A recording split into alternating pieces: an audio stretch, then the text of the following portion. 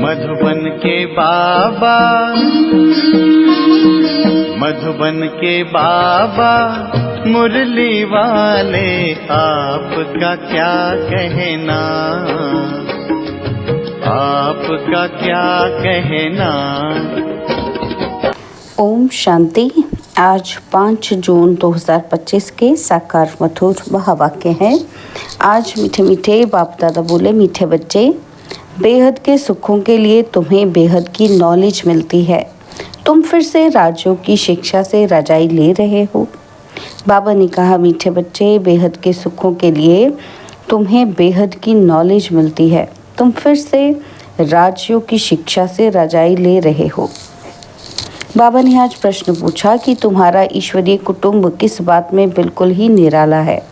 तो उत्तर में बाबा ने समझाया कि इस ईश्वरीय कुटुंब में कोई 1 रोज़ का बच्चा है, कोई 8 रोज़ का, लेकिन सब पढ़ रहे हैं। बाप ही टीचर बनकर अपने बच्चों को पढ़ा रहे हैं। यह है निराली बात। आत्मा पढ़ती है, आत्मा कहती है बाबा, और बाबा फिर बच्चों को 84 जन्मों की कहानी सुनाते हैं। मुरली का गीत है, दूर देश का रहने वाला आया देश पर आए। ओम शांति। वृक्षपति वार उसका नाम रख दिया है बृहस्पति। यह त्योहार आदि तो वर्ष वर्ष मनाते हैं। तुम हर हफ्ते बृहस्पति डे मनाते हो। वृक्षपति अथवा इस मनुष्य सृष्टि रूपी झाड़ का जो बीज रूप है, चैतन्य है, वही इस झाड़ के आदि मध्य अंत को जानते हैं। और जो भी वृक्ष हैं वो सब जड़ होते हैं। यह है चैतन्य। इनको कहा जाता है कल्प वृक्ष। इनकी आयु है 5000 वर्ष और यह वृक्ष 4 भाग में है। हर चीज़ 4 भाग में होती है। यह दुनिया भी 4 भाग में है। अब इस पुरानी दुनिया का अंत है। दुनिया कितनी बड़ी है, यह ज्ञान कोई भी मनुष्य मात्र की बुद्धि में नहीं है। यह है नई दुनिया के लिए शिक्षा, और फिर नई दुनिया का राजा बनने के लिए अथवा आदि सनातन देवी देवता बनने के लिए शिक्षा भी नई है। भाषा तो हिंदी ही है। बाबा ने समझाया है, जब दूसरी राजाई स्थापन होती है तो उनकी भाषा अलग होती है। सतयुग में क्या भाषा होगी, सो बच्चे थोड़ा थोड़ा जानते हैं। आगे बच्चियां ध्यान में जाकर बतलाती थी कि वहाँ कोई संस्कृत नहीं है। संस्कृत तो यहाँ है ना, तो जो यहाँ है वह फिर वहाँ नहीं हो सकती। तो बच्चे जानते हैं यह है वृक्षपति। उनको फादर रचता भी कहते हैं झाड़ का। यह है चैतन्य बीज रूप, वह सब होते हैं जड़। बच्चों को सृष्टि के लिए आदि मध्य अंत को भी जानना चाहिए ना। इस समय नॉलेज ना होने के कारण मनुष्यों को सुख नहीं है। यह है बेहद की नॉलेज, जिससे बेहद का सुख होता है। हद की नॉलेज से कागविष्टा समान सुख मिलता है। तुम जानते हो, हम बेहद के सुख के लिए अभी पुरुषार्थ कर रहे हैं। फिर से अक्षर सिर्फ तुम सुनते हो। तुम ही फिर से मनुष्य से देवता बनने के लिए यह राजयोग की शिक्षा प्राप्त कर रहे हो। यह भी तुम जानते हो, ज्ञान का सागर बाप निराकार है। निराकारी तो बच्चे आत्माएं भी हैं, लेकिन सबको अपना अपना शरीर है। इनको अलौकिक जन्म कहा जाता है, और कोई मनुष्य ऐसे जन्म ले नहीं सकते जैसे यह लेते हैं, और इनकी भी वानप्रस्थ अवस्था में प्रवेश करते हैं। बच्चों को सम्मुख बैठ समझाते हैं, और कोई आत्माओं को बच्चे बच्चे कह ना सके। कोई भी धर्म वाला हो, जानते हैं कि शिव बाबा हम आत्माओं का बाबा है, वह तो ज़रूर बच्चे बच्चे ही कहेंगे। बाकी कोई भी मनुष्य आत्मा को ईश्वर नहीं कह सकते, बाबा नहीं कह सकते। यूँ तो गांधी को भी बापू कहते थे, म्यूनिसिपैलिटी के मेयर को भी फादर कह देते, परंतु वह फादर है सब देहधारी। तुम जानते हो कि हमारी आत्माओं का बाप हमको पढ़ाते हैं। बाप घड़ी घड़ी कहते हैं अपने को आत्मा समझो। वह बाप आकर पढ़ाते भी हैं आत्माओं को। यह है ईश्वरीय कुटुंब। बाप के इतने ढेर बच्चे हैं। तुम भी कहते हो बाबा हम आपके हैं। तुम बच्चे हो गए, कहते हैं बाबा हम 1 रोज़ का बच्चा हूँ, 8 रोज़ का बच्चा हूँ या मास का बच्चा हूँ। पहले ज़रूर छोटा ही होगा, भल 2-4 दिन का बच्चा ही है, परंतु ऑर्गन्स तो बड़े हैं ना, इसलिए सब बड़े बच्चों को पढ़ाई चाहिए।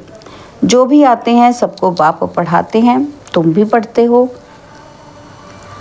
बाप के बच्चे बने, फिर बाप समझाते हैं तुमने 84 जन्म कैसे लिए हैं। बाप कहते हैं मैं भी बहुत जन्मों के अंत में इनमें प्रवेश करता हूँ और फिर पढ़ाता हूँ।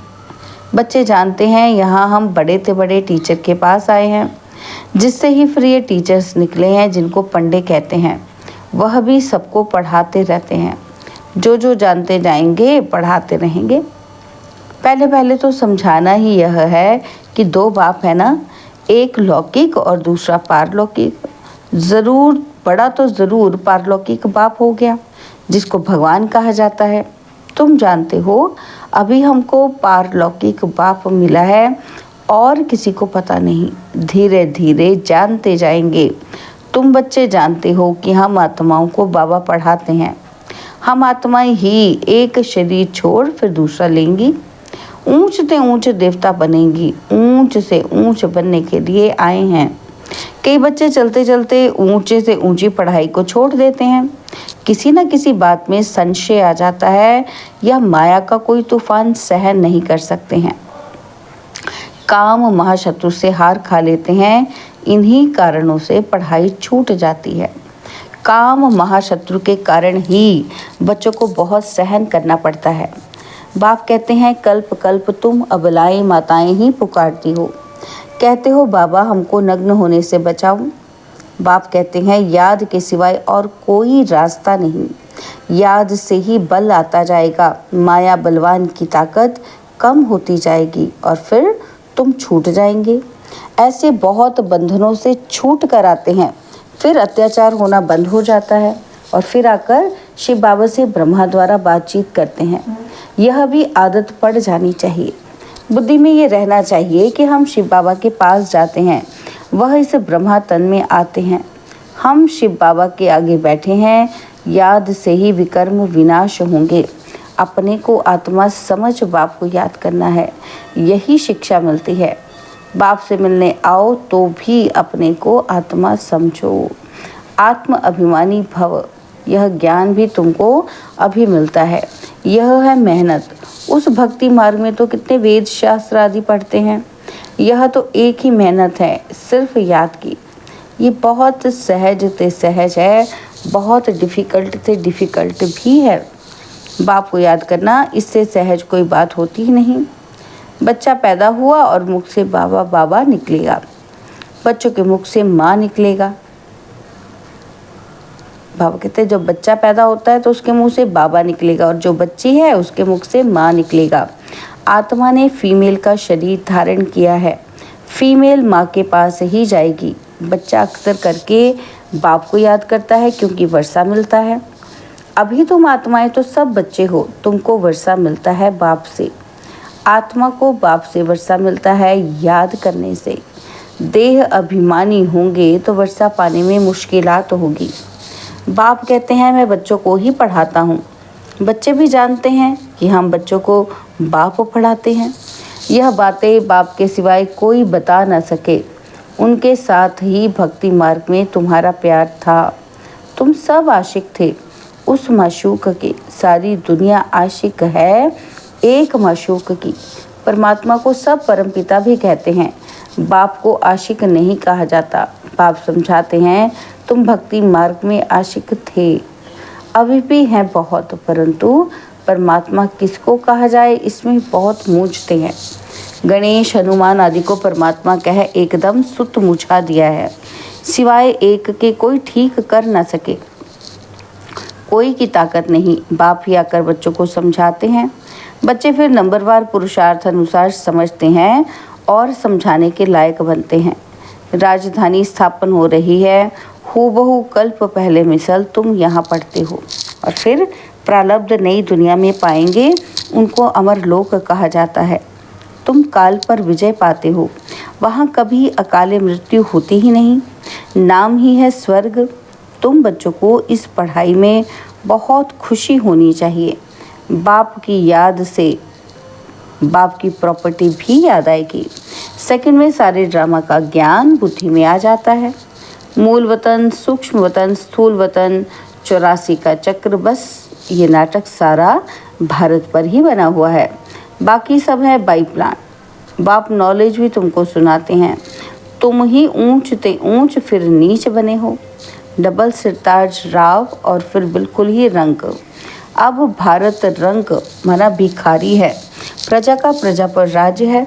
सतयुग में था डबल सिरताज महाराजा महारानी का राज्य। सब मानते हैं आदिदेव ब्रह्मा को नाम बहुत दिए हैं, महावीर भी उनको कहते हैं, महावीर हनुमान को भी कहते हैं।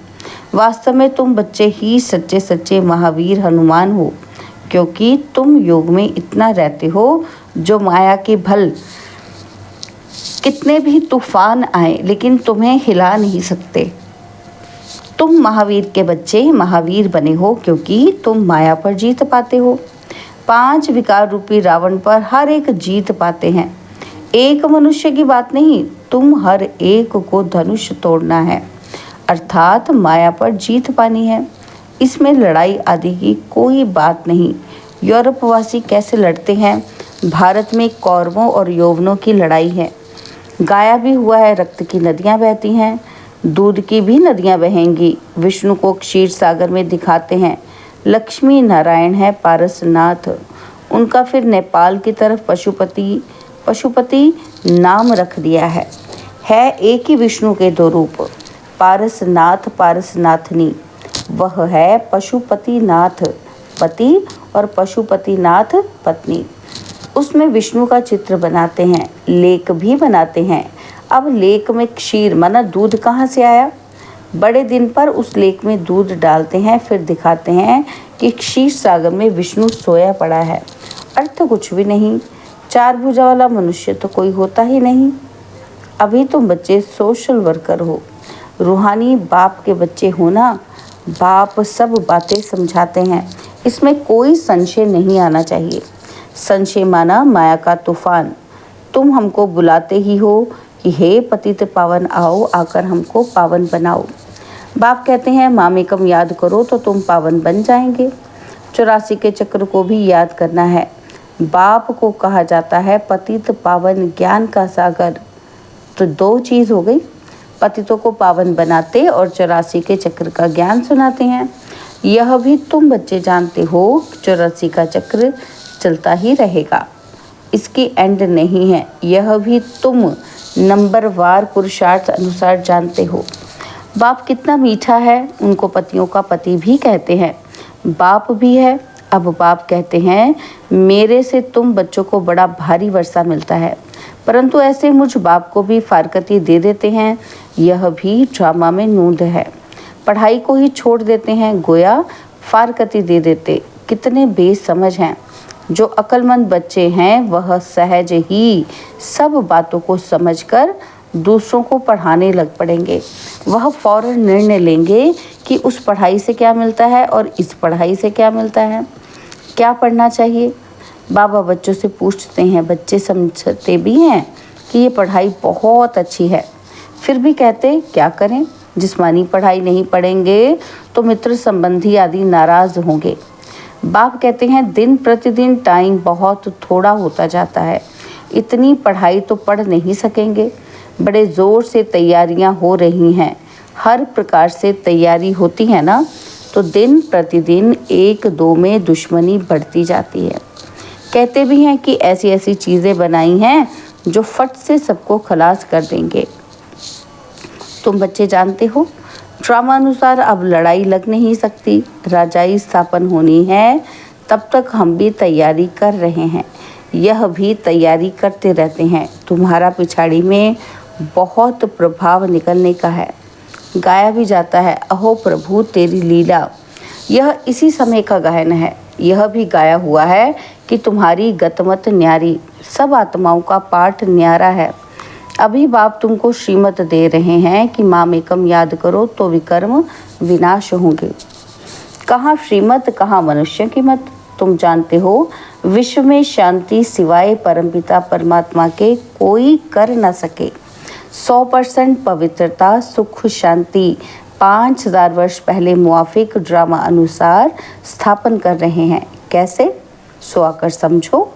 तुम बच्चे भी मददगार बनते हो, जो बहुत मदद करेंगे वह विजय माला के दाने बन जाते।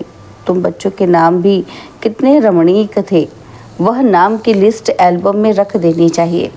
तुम भट्टी में थे, घर बार छोड़ बाप के आकर बने, एकदम भट्टी में आकर पड़े। ऐसी पक्की भट्टी थी जो अंदर कोई आ ना सके। जब बाप के बन गए तो फिर नाम ज़रूर होने चाहिए। सब कुछ सरेंडर कर दिया, इसलिए नाम रख दिए। वंडर है ना, बाप ने सबके नाम रखे। अच्छा, मीठे मीठे सिकिलदे बच्चों प्रति माता पिता बाप दादा का याद, प्यार और गुड मॉर्निंग। रूहानी बाप की रूहानी बच्चों को नमस्ते। हम रूहानी बच्चों की रूहानी बाप दादाजी को दिलवा जान सिकवा प्रेम से नमस्ते। ओम शांति। प्यारे बाबा, मीठे बाबा, मेरे बाबा, शुक्रिया बाबा, शुक्रिया बाबा, शुक्रिया। धारणा के लिए मुख्य सार है, पहला पॉइंट है, किसी भी बात में संशय बुद्धि नहीं बनना है। माया के तूफानों को महावीर बन पार करना है। ऐसा योग में रहो जो माया का तूफान हिला न सके। और सेकंड पॉइंट, अक्लमंद बन अपनी जीवन ईश्वरीय सेवा में लगानी है। सच्चा रूहानी सोशल वर्कर बनना है। रूहानी पढ़ाई पढ़नी और पढ़ानी है। बाबा ने आज वरदान दिया, अहम और वहम को समाप्त कर रहमदिल बनने वाले विश्व कल्याणकारी भव। अहम और वहम को समाप्त कर रहमदिल बनने वाले विश्व कल्याणकारी भव। कैसी भी अवगुण वाली, कड़े संस्कार वाली, कम बुद्धि वाली, सदा ग्लानि करने वाली आत्मा हो, लेकिन जो रहमदिल विश्व कल्याणकारी बच्चे हैं वे सर्व आत्माओं के प्रति लॉफुल के साथ लवफुल होंगे। कभी इस वहम में नहीं आएंगे कि ये तो कभी बदल ही नहीं सकते, ये तो है ही ऐसे, हाँ, या ये कुछ नहीं कर सकते, मैं ही सब कुछ हूँ, ये कुछ नहीं है। इस प्रकार का अहम और वहम छोड़ कमज़ोरियों व बुराइयों को जानते हुए भी क्षमा करने वाले रहमदिल बच्चे ही विश्व कल्याण की सेवा में सफल होते हैं। स्लोगन, जहाँ ब्राह्मणों के तन मन धन का सहयोग है वहाँ सफलता साथ है। जहाँ ब्राह्मणों के तन मन धन का सहयोग है वहाँ सफलता साथ है। अव्यक्त इशारे हैं, आत्मिक स्थिति में रहने का अभ्यास करो और अंतर्मुखी बनो। तो इसके लिए बाबा कहते, आत्माएं जब आपके आत्मिक स्वरूप का अनुभव करेंगी तब वे बाप की तरफ आकर्षित होकर अहो प्रभु के गीत गाएंगी और देहभान से सहज अर्पण हो जाएंगी। अहो आपका भाग्य, ओहो मेरा भाग्य। इस भाग्य की अनुभूति के कारण देह और देह के संबंध की स्मृति का त्याग कर देगी। ओम शांति।